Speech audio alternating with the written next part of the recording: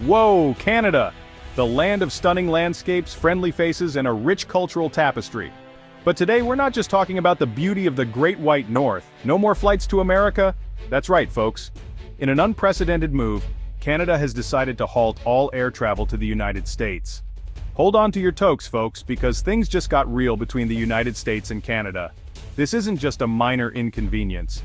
It's a seismic shift in the relationship between these two neighboring giants. Our neighbors to the north just dropped a bombshell, a complete boycott of all flights to the good old US of A. This decision has sent shockwaves through both countries, affecting countless lives and businesses. That's right, Canada slammed the brakes on air travel, leaving everyone from vacationing families to high-powered CEOs stranded. Imagine planning a long-awaited vacation or a crucial business trip, only to find out it's all been canceled. Now we know what you're thinking. Canada? Really? The country known for its politeness and peacekeeping? Yes, indeed. This move is as surprising as it is impactful. Those maple syrup-loving, hockey-obsessed folks, yes, the very same. But there's more to this story than meets the eye. But before you dismiss this as another quirky Canadian antic, listen up. This decision wasn't made lightly. It comes after a series of escalating tensions and disagreements between the two nations. This boycott is a big deal, and it could have serious consequences for both countries, especially for American jobs. The ripple effects are already being felt in industries ranging from tourism to trade. So what led to this drastic measure? Experts point to a combination of political disagreements, economic disputes, and even environmental concerns. It's a complex web of issues that has culminated in this travel ban. As the situation unfolds, both governments are scrambling to find a resolution. Diplomatic talks are underway, but the outcome remains uncertain. One thing is clear: the relationship between Canada and the United States will never be quite the same. In the meantime, travelers are seeking alternative routes, turning to buses, trains, and even carpooling to reach their destinations. It's a challenging time, but also a testament to human resilience and adaptability. Despite the current tensions, the bond between Canadians and Americans runs deep. Families, friends, and businesses on both sides of the border are hopeful for a swift resolution.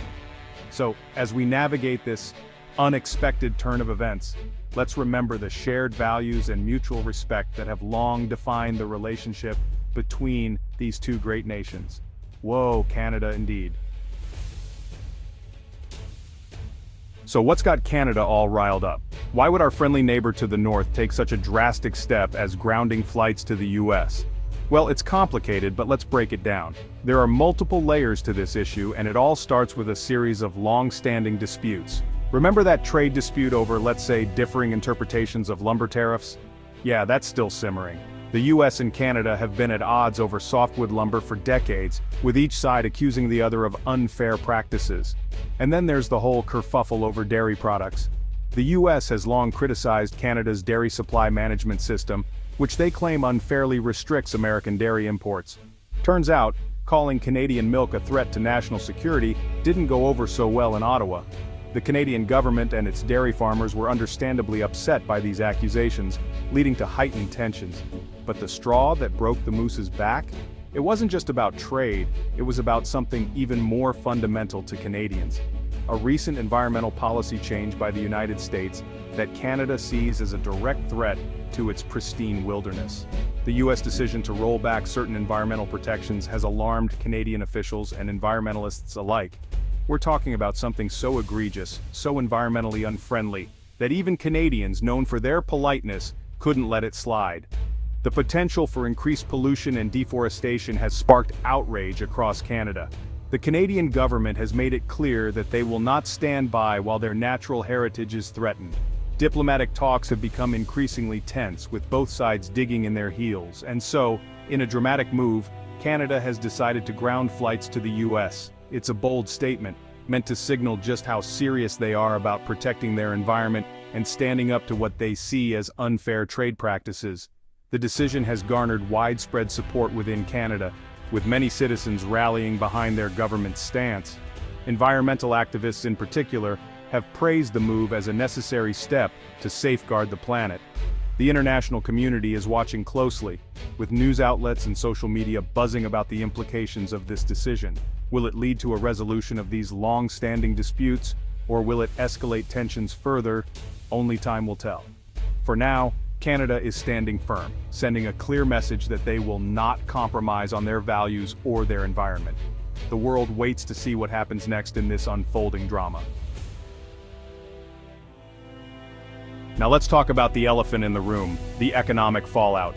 This boycott isn't just bad news for airlines, it's sending shockwaves through the entire US economy. Think about it, tourism, trade, even those cross-border shopping sprees, all grounded. And it's not just about lost revenue. This boycott throws a wrench into the intricate web of supply chains that connect the two countries. From car parts to pharmaceuticals, the sudden halt in air travel is causing delays and disruptions, costing businesses time and money. Section 4, 280,000 jobs on the line, the real cost of the boycott. Here's the kicker. Experts estimate that this boycott could put a whopping 280,000 American jobs at risk. That's right, folks, nearly 300,000 people could be out of work because of this diplomatic standoff.